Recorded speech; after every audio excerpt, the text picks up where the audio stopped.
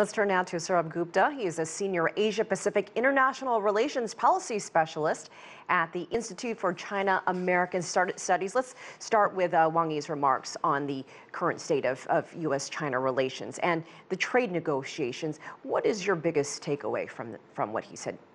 The trade negotiations are at a very, very critical phase and are at what I would say, at a very pregnant moment. I mean, there are immense possibilities, and I think that negotiations are going very well, frankly, considering where we were.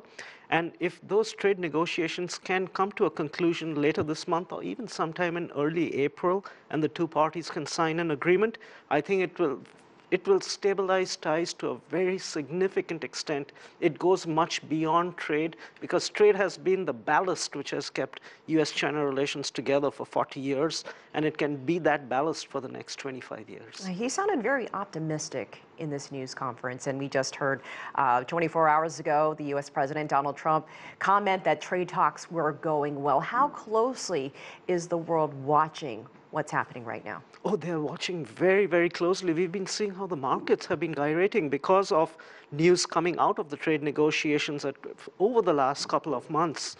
But they have been going well, and I think there's a great potential that it's not just trade, but U.S.-China interactions much beyond trade will be stabilized because of the trade relationship. I think we should also talk beyond trade. We should talk a little bit about Korea, because, you know, Donald Trump used to link Korea and trade together, but he stopped linking that because he's realized that China has a vested interest in stability as well as the denuclearization of the Korean Peninsula, and it would go ahead and hold those positions regardless of where the trade frictions went.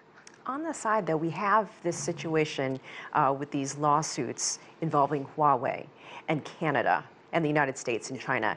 Is that complicating matters at all? And Yes, it is. I'm sorry for interrupting, but yes, it is complicating matters, and matters significantly. This is seen as, in some ways, even a personal insult to the Chinese people. Huawei is one of China's gems. It's a private company which has come really far on the basis of innovation, and that it's being punished in such a way which seems almost politically motivated has really placed a damper on relations. And the U.S. has also not been hesitant to go out in the world and try to say that Huawei should not be part of their 5G networks in this country, that country, and everywhere. But we must also bear in mind that there is some degree of technological competition which is happening between these two countries. That's a fact of life. I think that can be better managed, and I'm hoping with the trade negotiations we are also going to get some sort of a political resolution with regard to some of the Huawei-related issues. You mentioned the Korean Peninsula.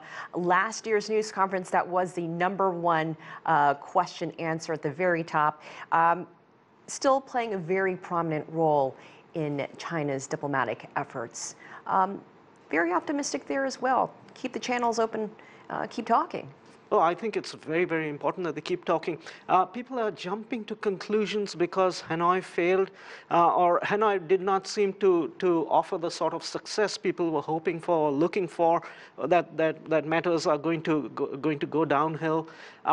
My view is that the two parties are still, in a way, sizing each other up in terms of what they're going to offer and put on the table. I'm talking the US and the DPRK.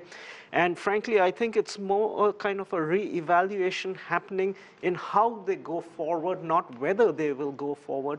That is where we stand right now.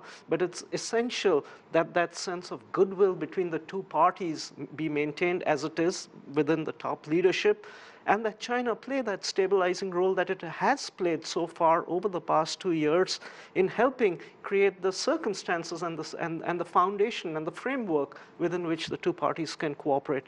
So I don't think we should be too pessimistic about it, but there's a certain degree of realism we should bring to bear, that the situation is the negotiations are at a fairly delicate stage. Sourabh Gupta, thank you so much. We appreciate it.